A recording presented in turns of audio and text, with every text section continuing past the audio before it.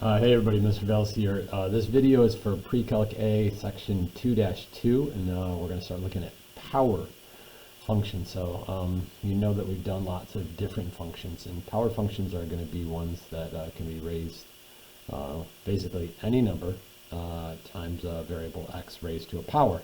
Now, the power can be a positive number, the power can be a negative number, the power can even be a in-between number, so like to the 3/4 power. What we're not going to have with power functions, at least right now when we're looking at it, is all those shifts with it. So like if I had 3x squared, I'm not going to have a plus 2x minus 5 after it. It's just going to be 3x squared, or it's going to be 5x to the negative 7th, or something like that. Okay, good deal. So here we go. A lot of stuff. We're going to start with, again, what I just said.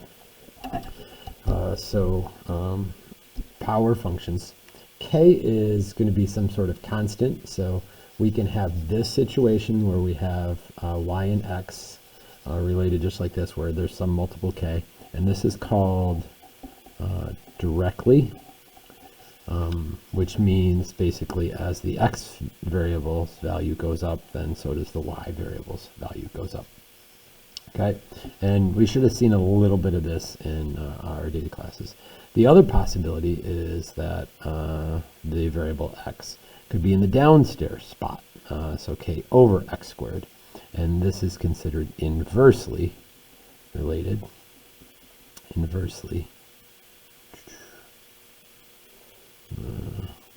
And that means that as the one variable goes up in value, the other one goes down.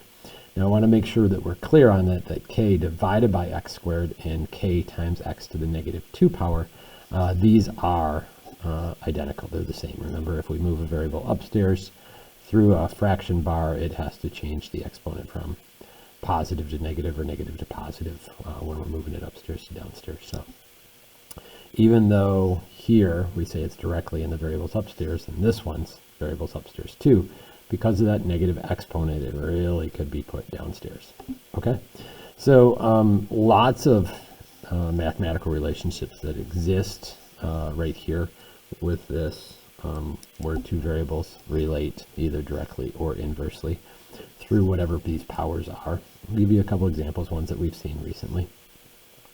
If I'm talking about this one, 4/3 pi r cubed, you guys know that that's like the snowball problem that we had in the last unit. Volume equals 4/3 pi times the radius cubed. So we have a power right there of a variable to the third power, and we have some sort of constant in the beginning. Now this thing just happens to have two things that are constant to it, the 4/3 and the pi, and that would be considered the whole k for that. And you can see that common sense says that if the radius gets bigger, right, then the volume, right, would also get bigger. Those things would have to go together. Another way that I could look at it is just like this. If I was doing a cylinder, and I said that the height of a cylinder is equal to the volume divided by pi times the radius squared, you know that the bigger the radius gets, right, on this cylinder, the bigger the radius gets, if the volume stay in a certain amount, then the smaller the height would have to be. So as the radius is increasing, then the height would have to be decreasing, and you can see that because that's in the denominator spot. We also could move that up again and write it as r to the negative 2. C equals 2 pi r, you know, circumference is equal to 2 times pi times radius. That's a constant thing. Now, I don't want you to think that these are all just geometry formulas. Like this is a pretty obvious one that you guys might deal with. C equals 2.21 G. When I went to Myers this morning, gas was $2.21 a gallon. Well, that's a direct relationship between them, and it's also a power function. It just happens to be that G's power is to the first power. And in the regular thing or in the textbook, you'll see that there are lots of them, and there'll be some examples later on down with this. Okay. So graphs. I want to look at graphs right now. So what do these things look like? So if you could pull out your handy dandy calculators, We're going to go ahead and go through some of these things. You can zoom 6 so that everybody's got the standard viewing window. And my k can be whatever I want it to be. I can make it be 2. I can make it be something else. So let's go ahead and just put 1 in here. So let's go 2x squared. And you know, if I graph that, that's just a parabola and it makes it a little bit skinnier. You guys know that if I change that to, and I insert a negative on it, I put a negative k, that of course will make that go upside down. So again, this is still a power function, but what the graph looks like could depend a little bit on the constant that's in front. And last thing, let me go ahead and insert here a decimal place, so it's 0.2, and now you can see, of course, that's going to make it a lot wider. Okay, so what happens when I clear this off and I make it a cubic instead of a squared? So let's do 3, I shouldn't do 3, I'll do 2 again. 2x raised to the third, because I don't want you to think that those numbers have to be the same. Hopefully that's a pretty good thing on it, and I graph it. And you can see cubics look like that. You guys know that if I insert a negative again on this, that would reflect it over the x-axis. That goes up there. The one that was up goes down. The one that was down goes up. Like that. And again, if I insert a decimal place onto that, it should make it much wider. Is that good? Okay. So that's a general thing for x squared and x cubed. Well, what happens when those are in the denominator spot? Okay, so let's do this one. So 2 divided by x. Let's start with a real basic one. So again, this is the same thing. I'm going to show it to you here. 2x to the negative 1 power. These two things should be identical, and you'll see it when I graph here. I'm going to make that thick, and I'm going to go ahead and hit graph. You can see there's my first one, and look at this. It drew right over the top of the other one. So you guys know that's a reciprocal function or an inverse function. So let me clear both of those out. So what happens when it's an even here? So let's do a 4, and it doesn't really matter what's in the top, over x squared. So now I've got the square in the denominator spot, again, which would be the same thing as 4 times x to the negative 2 power. You can see when I hit graph, now it's got asymptotes that's just here, but they're in quadrants 1 and 2 when they're squared. If I make this a 3, it'll be in quadrants 1 and 3. If I make this a 4, it'll be back in quadrants 1 and 2. Good deal. Make this a 5, back in quadrants 1 and 3. And of course, if I simply insert a negative in front of that, now you know that it's going to be in quadrants 2 and 4, right? Because it just reflected over the x-axis. Okay? So those are some of the general things that I'm hoping that you guys can tell which way the graph would be. So here's where it's going to get a little freaky, a little weird, where I'm going to put this in here. You guys agree that so I'm going to do fractions now. I'm going to do fractions. I'm going to start with this one, though, actually, even though I have it. Let's start with the square root of x, which is, you guys know, the same thing as x to the 1/2 power, correct? So right here, I'm going to do this. So y equals square root of x, and you can see when I do that, it only shows up right there, yes? In the first quadrant. You're like, well, what's the big flipping deal about that? Here's what the big flipping deal about that is. Let me do this first for you too, just so that you guys can see it. Same thing. X raised to the 1/2 power. Again, all the calculators put them in parentheses, graphs, just so you can see that those were the same. Okay? So, question. What about this one? Y equals x squared to the 1/4.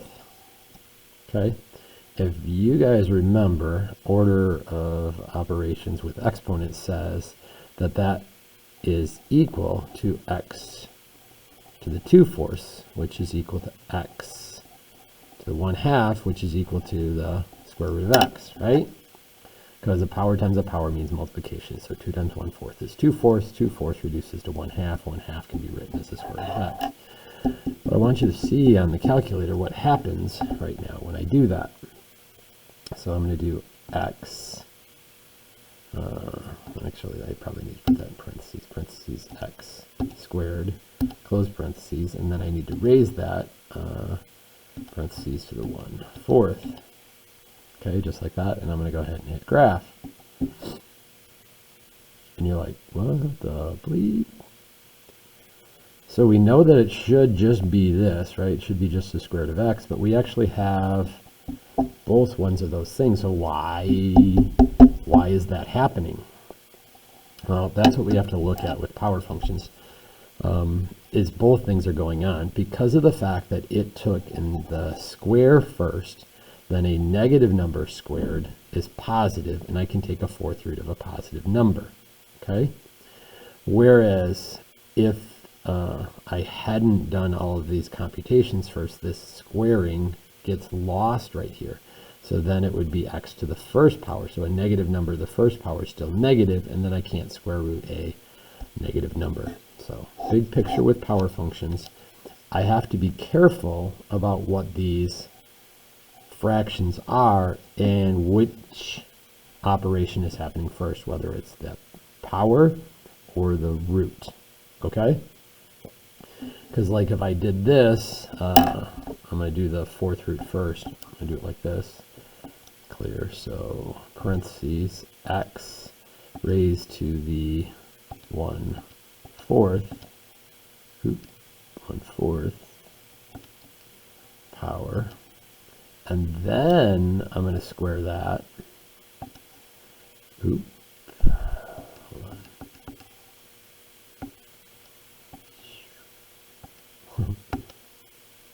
And then I'm going to square that, and I hit graph. You can see that that only goes there. So depending on which one I did first, it may or may not result in the graph. So we've got to be very careful when we deal with these exponents. Okay, here, squaring and then cube rooting, cube rooting and then squaring. Okay, so we're going to get some that are also fractional. Okay, so next one we're going to go to powers, again power functions, is data. So what I happen to have is 6 planets, Mercury, Venus, Earth, Mars, Jupiter, Saturn. Average distance from the sun, the unit for that is, it's a really weird unit. It's like millions of miles, so 57.9, 108.2, 149.6, 227.9, 778.3, 1427. And then orbit in, I should put this specifically, orbit in Earth days. Orbit in Earth days. And hopefully that makes sense, that Earth should have 365 and a little left over. That's why we have that whole leap year thing. So this is my data. And basically, as you got the sun right here, right? These planets orbit the sun in elliptical patterns. And if this is Earth, then what this is saying, the time it takes to go around would be 365.2 Earth days. And the average distance, which means if I took that distance and that distance and that distance and that distance and that distance and that distance and that distance and that distance for all of the different locations of Earth on its orbit, that distance would end up being 149.6 of these stellar units, star-based units. Okay, so what we're going to do is we're going to take this data, and we're going to see if there's a relationship between it. And we're going to do that on our handy-dandy little calculator. So you guys know, go ahead, take your calculator, go to Stats and Edit. If you got data in there, remember again, second, plus sign, number 4, clear all lists. Poof, all that data is gone. Go back to Stat and Edit. And I'm going to put them in. So 57.9, enter, and 108.2, enter, and 149.6, enter, and 227.9, enter, 778.3, enter, and 1427. And then over here, 88, 225, 365.2, 687, 4332, and 10,760. Good deal. So that basically means like this, like Saturn, for most of you, actually for all of you, it hasn't even completed one full orbit around the sun since you guys were born. Now for me, it's done it one time, and it's working on its second time going around.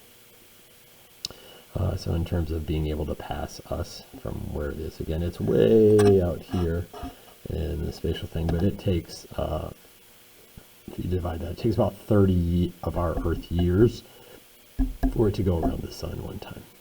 Okay. So that's our data, and I want to look at our data.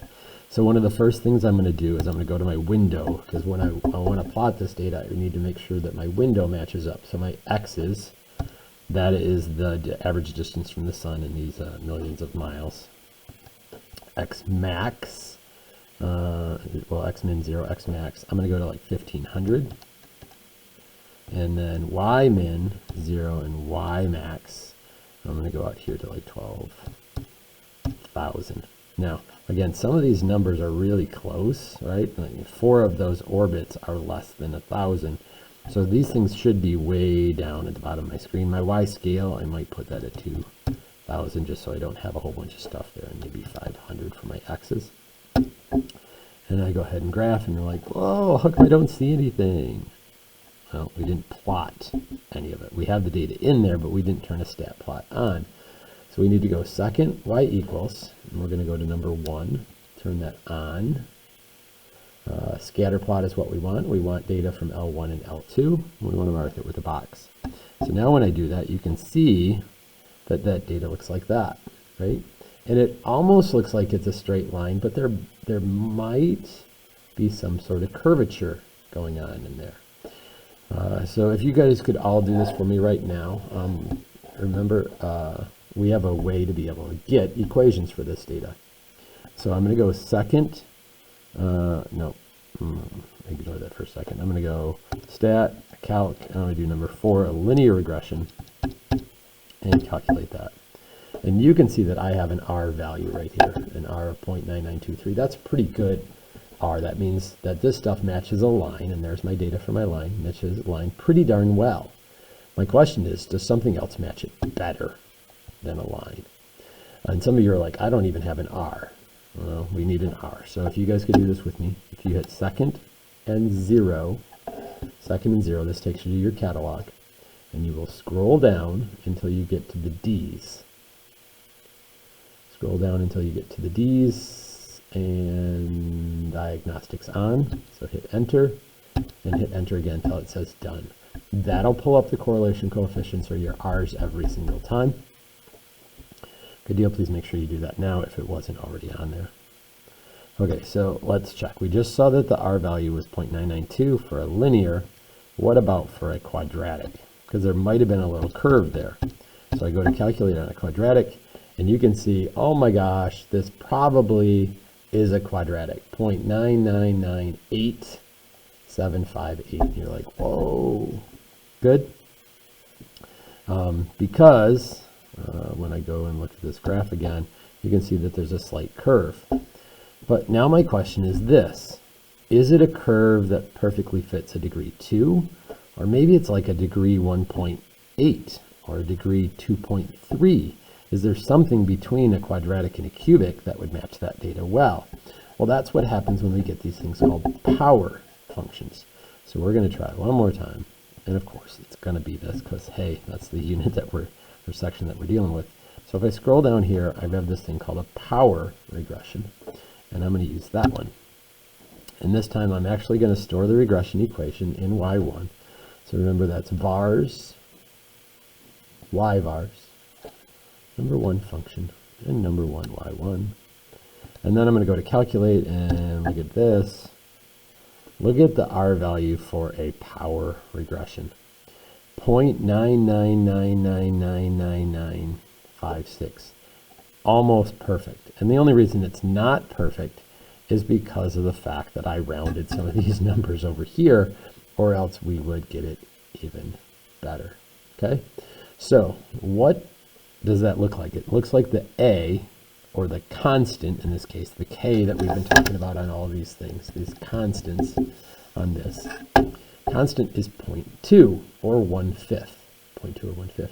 And the B, that's the exponent, in this case like a 3 or a -2 or a 1. The B is 1.5. So what does that mean? That means that there's a relationship between these planets that look like this. We'd have the orbit over here is equal to 1/5 of average distance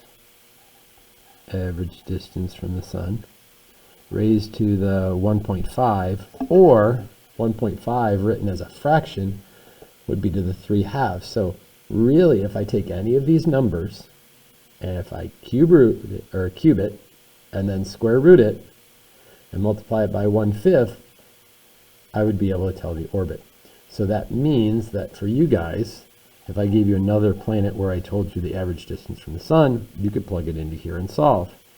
Or if I told you the orbit in Earth days, you could plug it into here and solve backwards to find the other one. And that's, that's one of our whole purposes on these things, that I could give you, say, Neptune or something like that, and you'd be like, whoa, if we know Neptune's average distance from the sun, we could find out how long it takes to orbit. If we know how long it takes to orbit, we could find the average distance from the sun. That's what's amazing about mathematics, is once we establish this pattern, and this thing actually does work, we're good to go. So let's see for a second just to make sure this works out. So 1427, so I'm going to get 1427, and I'm going to cube it, enter, oh, that's big, and then I'm going to square root it, that's big, right? And then I'm going to times it by 0.2, and I get 10,781, and it said that it should have been 10,760. That's pretty darn good, right? Again, it would have nailed it perfectly on it, but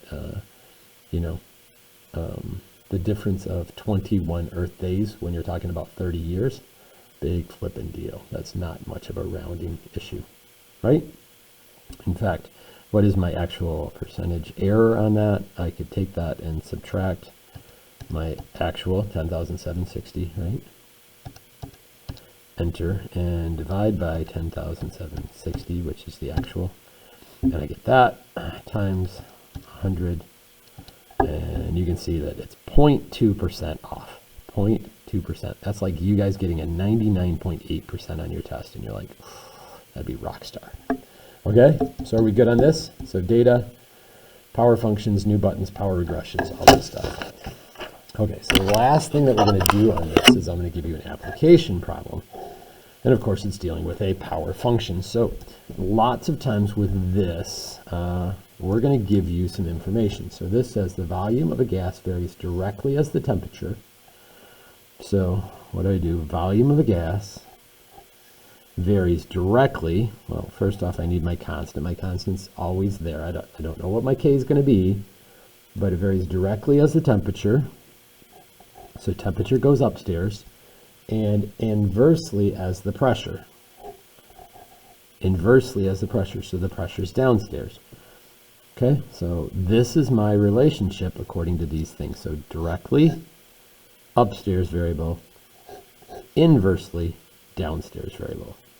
Okay, so this is some gas.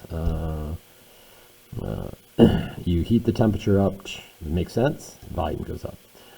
You increase the pressure, and the volume goes down, right? And you're compacting that gas. And for this gas, there has to be some constant. We just don't know what the constant is. So we're going to get some numbers for it. And it says first the volume is 1,000. So I take 1,000 equals K 96. And this is careful. Be careful with this. Sometimes when we're talking about, we use Kelvin for the units, but that Kelvin K isn't the constant K. This is just some random number for this particular gas. Don't assume that that K and that K are the same K. Okay, so again, we could have Celsius, we could have Fahrenheit, we could have Kelvin. And that's what we're using right now. So, and then I go ahead and divide it by 350. And again, I'm just making up some numbers for this stuff. So if I have this situation, I should be able to find out what my constant K is for this particular gas. So let's try it out. So I've got on 1,000, I have to get rid of the 350, so I times by 350, and I get that. And then I got to get rid of the 96, so I divide by 96, I hit enter, and I get 3645.83, 3645.83, and that's my constant for this particular gas that we're dealing with, okay? Which means that this formula now works for me. 3645.83 T over P. So again, what I've done was I took the information that was given to me. I plugged all three of those numbers in to find out what my constant is. My constant is this for this particular gas. And now I should be able to establish what a volume is given a temperature or a pressure, or what a pressure is given a volume and a temperature, or what a temperature is given a volume and a pressure. Good deal. So my next statement says this: find the volume when temperature is 88 and pressure is 400. So I can take that and shove it into there, and I can take that and shove it into there, and here we go. So there's my constant times the temperature, so times 88, enter, divided by pressure, 400, enter, and I get 802.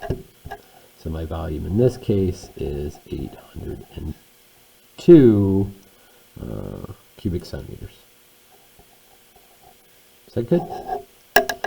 Now, a reminder again, I could have given you volume and pressure and asked for temperature. I could have given you volume and temperature and asked for pressure. I happen to give you temperature and pressure and ask for volume.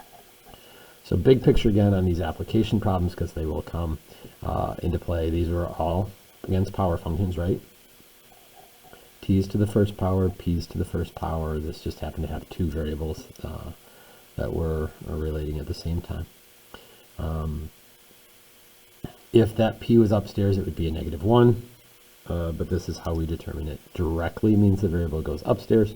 Inversely means the variable goes downstairs, or it's upstairs with a negative exponent. Now, just to be clear, I could make these statements that a volume of a gas varies directly, or a flopple of a duple varies directly as the temperature squared or cubed or raised to the 1.7th power. Something like that. So it's just whatever power it is. It doesn't have to be just degree ones. Okay? So, hey everybody. I'm hoping, let me pop my camera in here. I'm hoping this was beneficial to you. Hoping that you can practice your calculator on this. Again, these are power functions. I know that's a lot of notes, but again, this is a higher level class. I can't just throw stuff out for you in 5 minutes and go, hey, we're good for the day. Stay on top of your stuff. Remember to continue to reach out. Stay on top of your Pearson homework when we have that too. We'll talk to you later. This is Mr. Bells. I'm out.